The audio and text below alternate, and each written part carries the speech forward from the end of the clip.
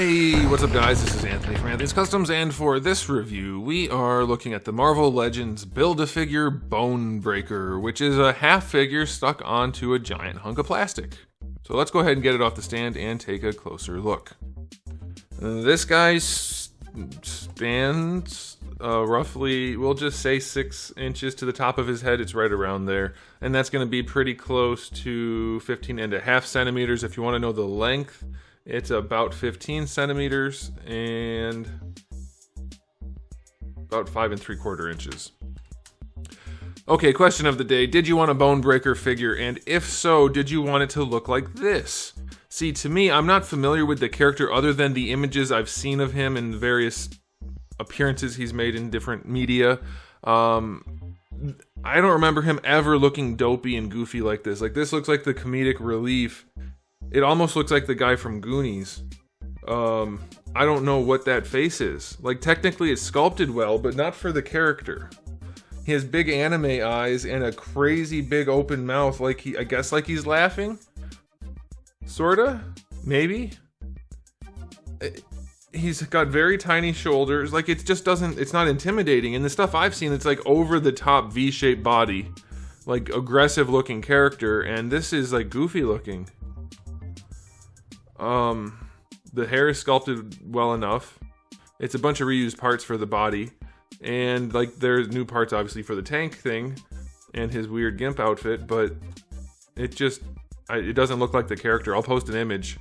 Obviously, he's been drawn a bunch of different ways-ish. Like, his mechanical stuff has changed a lot. His body has changed a little in the major versions of him. But I've never seen one where he looked as goofy as this. To me, this looks dopey. That look on his head and the very roundness of his head makes him look very, very dopey to me. He's got like a baby face with anime eyes. Let me take the glasses off. I get they're kind of going for like a crazed look, maybe? Like he's really into doing whatever he's about to do type of thing. But to me, the anime eyes really don't help it. And then the crooked teeth and the really, really unrealistic smile. And also his teeth go straight across the top of his mouth, basically. So it's super not anatomically possible to even be built like that.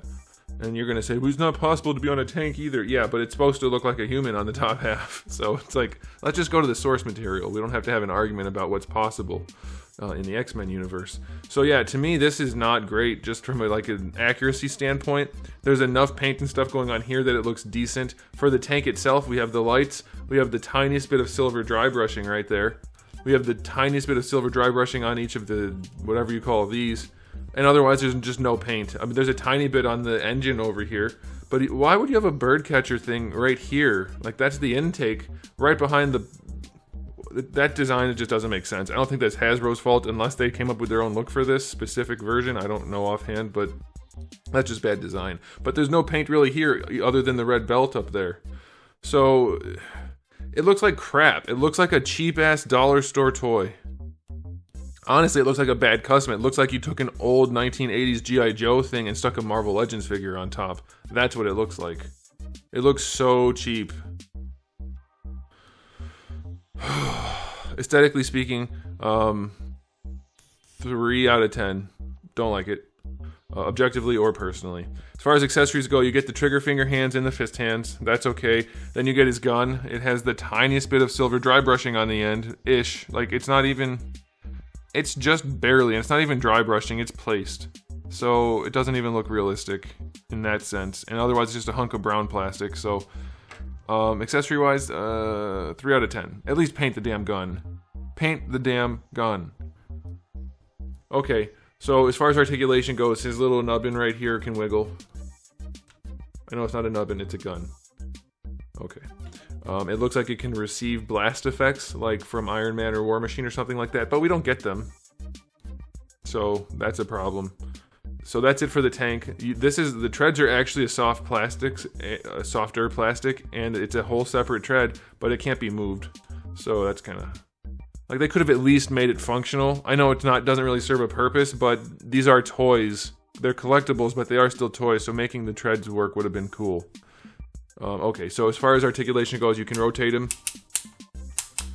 And then readjust his gimp thingy. It's standard Marvel Legends ab crunch, goes forward, back. It actually works better than most Marvel Legends ab crunches, so that's nice. The harness thing that you have really gets jacked up when you're doing the leaning. They didn't make it long enough and make it tuck in so that would actually function. They could have done that, but they didn't. Okay, we're working our way up from the bottom this time. For the shoulders, they go up better than horizontal, so that's fine. Full rotation, that's okay. Bicep swivel is fine. These are the really bubbly arms that we've seen before that don't look good. They definitely don't suit this guy's style from the comics. Again, reference image. Wrists have a swivel and a vertical hinge. I'll give them credit there. That's nice. Vertical hinges are good for guns, definitely. So I like that. For the neck, by the way, the neck itself is painted terribly. It doesn't match the head, and you can see green coming all the way through. It's like not even close to painted well. So that's terrible. Didn't even mention that in the aesthetic. The articulation does lean forward and back nicely, and of course it moves around on the ball peg, but still just doesn't look good. So articulation, 5 out of 10, I guess. It's half a figure. And so, final verdict on this release. Did people want it? I don't know. I couldn't care less really about BONEBREAKER. It's a goofy design. It looks like a thing from Toy Story. And it's just not done well. It doesn't look like a collectible. It's going to fit right in with most of the recent Marvel Legends. It's like a 9-to-1 ratio of average to bad figures to ones that actually look nice. And to me, this one just doesn't look nice. That open, goofy mouth doesn't work for me at all. You guys can let me know if you feel differently. That's fine. But I can't stand this. This whole wave was pretty awful. It's one of the worst waves they've had in a very, very long time. Couple good figures, but not a good wave. Final verdict on this release. 4 out of 10. It's not a Build-A-Figure. Unless you really, really want BONEBREAKER, don't care what it looks like, or don't care if it has any quality feel to it or anything, don't get it. It's not worth tracking down if you're not building the wave, which I wouldn't because the wave was bad. It just... add it to the list of things not worth owning from Hasbro. That's my take. You guys can let me know how you feel. Thanks for watching, guys. If you enjoyed the video, please do give it a thumbs up. If you didn't, give it a thumbs down. And if you haven't subscribed, you should. I have new videos almost every single day, every day but Wednesday, and thousands already on the channel. So make sure you come back for all of that. And in the meantime, keep collecting.